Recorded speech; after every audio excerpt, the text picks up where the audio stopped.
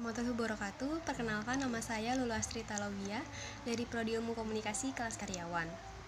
Di sini saya akan menjawab soal UTS pengantar ilmu komunikasi. Soal pertama yaitu saya mengambil model komunikasi linear, yaitu model komunikasi satu arah, yaitu komunikator menyampaikan pesan kepada komunikan tanpa adanya timbal balik atau feedback. Contohnya yaitu seperti sambutan, acara-acara seperti acara mahasiswa baru atau acara-acara yang di televisi. Yang kedua adalah model komunikasi interaksional, yaitu model komunikasi dua arah antara komunikator kepada komunikan dan dari komunikan kepada komunikator. Contohnya yaitu ketika kita bertanya kepada dosen menjawab, lalu si dosen tersebut memberikan pertanyaan balik ke kita. Itu merupakan komunikasi dua arah, yaitu adanya timbal balik antara komunikator dan komunikan. Soal yang kedua yaitu tentang komunikasi verbal dan komunikasi nonverbal.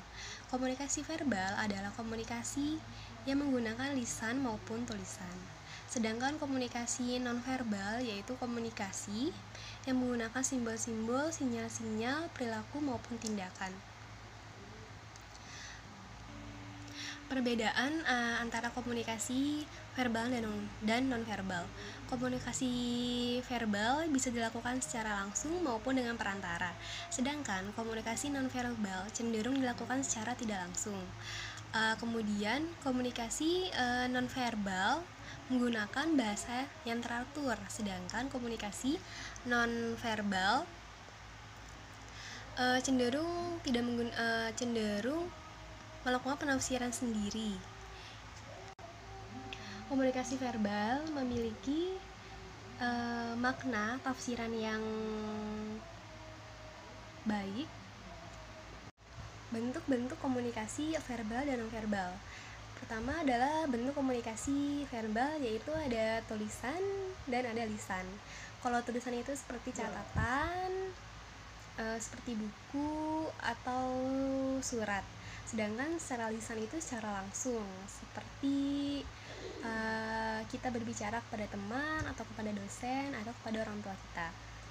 Lalu komunikasi nonverbal itu bisa dilakukan secara menggunakan ekspresi wajah seperti tersenyum, lalu bisa cemberut atau ekspresi yang lainnya. Lalu penampilan, yaitu dari corak kita berpakaian, dari warna rambut atau perhiasan yang kita pakai, dan dari intonasi suara yang kita gunakan. Biasanya kalau kita sedang marah, biasanya kita menggunakan intonasi suara yang tinggi, sedangkan ketika kita sedih, kita menggunakan intonasi suara yang rendah. Perbedaan komunikasi verbal dan nonverbal.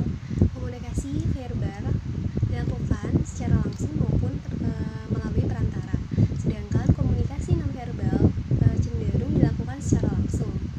Kemudian komunikasi nonverbal menggunakan struktur tata bahasa dan penyampaian secara jelas, sedangkan komunikasi nonverbal cenderung tidak memiliki struktur yang jelas. Kemudian komunikasi nonverbal terkadang terjadi salah penafsiran, sedangkan komunikasi nonverbal itu cenderung meminimalisir kesalahan atau salah penafsiran. Untuk komunikasi nonverbal yaitu ada kinestik, yaitu gestur, ekspresi, postur tubuh, seperti mimik wajah, yaitu seperti marah atau cemberut atau ekspresi lainnya. Yang kedua itu penampilan, dari pakaian atau gaya rambut atau perhiasan. Contohnya ketika kita melihat orang dengan menggunakan perhiasan yang banyak, kita berkesimpulan bahwa orang tersebut kaya raya. Yang kedua yaitu dengan intonasi suara. Ketika kita sedih, kita biasanya menggunakan intonasi suara yang rendah, sedangkan ketika kita marah, kita menggunakan intonasi suara yang tinggi. Demikian yang dapat saya jelaskan, kurang lebihnya mohon maaf. Wassalamualaikum warahmatullahi wabarakatuh.